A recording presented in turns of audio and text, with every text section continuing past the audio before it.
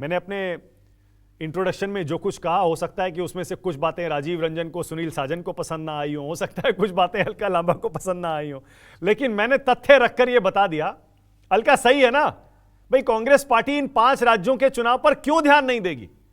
5 राज्यों में जहां जहां उसका इतना कुछ दांव पर लगा हुआ है, लोकसभा चुनाव में तो समय है, तो पहला लक्ष्य यही है ना कि 5 चुनाव जीतें, बीजेपी को हराएं, उसके बाद लोकसभा चुनाव की चिंता करें। देखिए मानक जी, इंडिया समूह में दोहरा रही हूं, चिंताएं उनकी सामने आ रही हैं, वाजिब है, लेकिन इंडिया समूह पूरी तरह से मजबूती से सिद्धांतिक तौर से एकजुट है। स्वाभाविक है, 680 सीटों पर चुनाव हो रहा है, 5 राज्यों की 680 सीटों पर विधानसभा का चुनाव हो रहा है। और बिल्कुल 17 तारीख को मध्य प्रदेश छत्तीसगढ़ का वोटिंग खत्म होगा, 25 को राजस्थान और 30 को तेलंगाना, 3 दिसंबर को रिजल्ट आ जाएगा। और ये वो 5 राज्य हैं जहां पर इंडिया समूह का एक भी हमारा सहयोगी नहीं है चुनाव में, पक्ष या विपक्ष में। यहाँ 5 राज्यों में से 3 राज्य तो सीधे तौर पर 2018 की तर्ज पर कांग्रेस भाजपा को सीधे टक्कर देकर हरा रही है, राजस्थान, छत्तीसगढ़ और आपका मध्य प्रदेश। आपके तेलंगाना में हमारा एक सहयोगी दल, हमारे टीआरएस जो भी है वो लड़ रहे हैं, जिसका इंडिया लाइन से कोई लेन देन नहीं है। स्वाभाविक सी बात है कि टिकटों का वितरण बहुत बड़ी चुनौती थी हमारे सामने, जिसे हमने पार कर लिया है। नामांकन जो है वो 30 तारीख को मध्य प्रदेश छत्तीसगढ़ खत्म हो चुके हैं, राजस्थान में नामांकन अभी जारी है और छत्तीसगढ़। इसके बाद स्वाभाविक तौर पर हम इंडिया समूह की जो मीटिंगें हैं गंभीरता के साथ उसे करेंगे। अगर हमारे सहयोगी इस बात को समझे कि इन 5 राज्यों में लोकसभा की कितनी सीटें आती हैं, तो लोकसभा में आप कैलकुलेट करेंगे 100 के करीब सीटें लोकसभा की 2024 में इन्हीं राज्यों से आती हैं। और सीधा भाजपा को मुकाबले में कौन हरा रही है विधानसभा या लोकसभा 24 में? कांग्रेस हरा रही है। और कांग्रेस कोई बहाना नहीं कर रही, ये तो स्वाभाविक तौर से देश के सामने, इंडिया अलायंस के सामने चुनाव चल रहा है और 5 राज्यों में कांग्रेस मजबूती के साथ अपने दम पर अकेले भाजपा को शिकस्त देने जा रही है। आपने कहा ये नाराज है, वो नाराज है, उनके अगर प्रवक्ता यहाँ पर हो तो आप उनसे भी बात कर लीजिएगा। कोई नाराज नहीं है, चिंताएं हैं, स्वाभाविक है। हम फ्री हो चुके हैं, दोबारा इंडिया समूह की मीटिंगें इसी नवंबर में होगी। और जहां तक घोषणा की है, सबसे बड़ी महारैली पटना के मैदान में इंडिया अलायंस की पहली होने की पूरी संभावना है। ओके अलका, ठीक है, मैं समझ लिया। आपने अपने एक ही जवाब में सबको संदेश दे दिया, बीजेपी को भी दे दिया, अपने सहयोगियों को भी दे दिया। लेकिन क्या यह सच नहीं है नीतीश कुमार जी को आखिर आकर क्यों खुले मंच से ये नाराजगी या असंतोष जाहिर करना पड़ा? इसका मतलब आपने अपने कम्युनिकेशन के सारे चैनल बंद कर रखे हैं ना। अगर एक आध मीटिंग, राहुल गांधी की याद करिए, इंडिया की पिछली बैठक के दौरान मंच से क्या कहा था उन्होंने? पहली प्राथमिकता अब सीटों का बंटवारा होना चाहिए, अब इसमें बिल्कुल देरी नहीं करेंगे हम। उस बात को भी महीनों निकल गए। इसका मतलब आपने 24 के चुनाव की तैयारी को, ऐसा लगता है, पीछे रख दिया है। प्रायोरिटी आपने पूरी तरह से विधानसभा चुनाव बना ली है, क्योंकि वहां पर कांग्रेस के अस्तित्व का भी सवाल है। नहीं, आप कोई भी समझदार आदमी कहेगा कि अभी जिन चुनाव में नवंबर में 5 राज्यों में वोट होके फैसला होना है, उसे हम साइड पे रख दें और 24 की लड़ाई की चिंता करें और यहां हम हार जाएंगे, तो किस मुंह से आप कहेंगे कि हम कांग्रेस या इंडिया अलायंस भाजपा को हरा सकता है?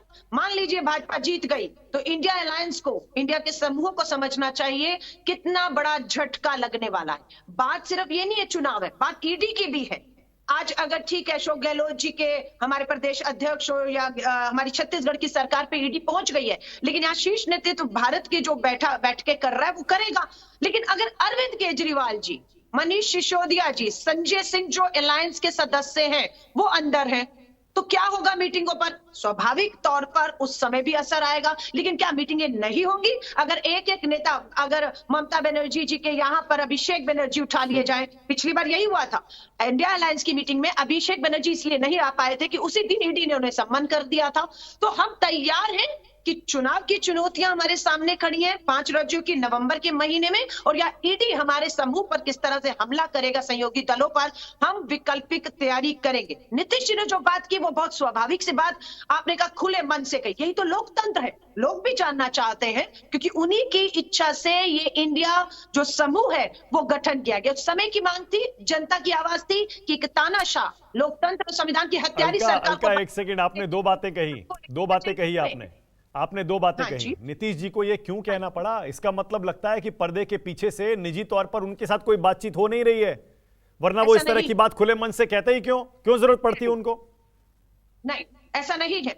मन से हम बातें करेंगे क्योंकि वो जो लोकतंत्र का हमारा कार्यकर्ता है और जो हमारा मतदाता है वो बिल्कुल सुनना चाहता है।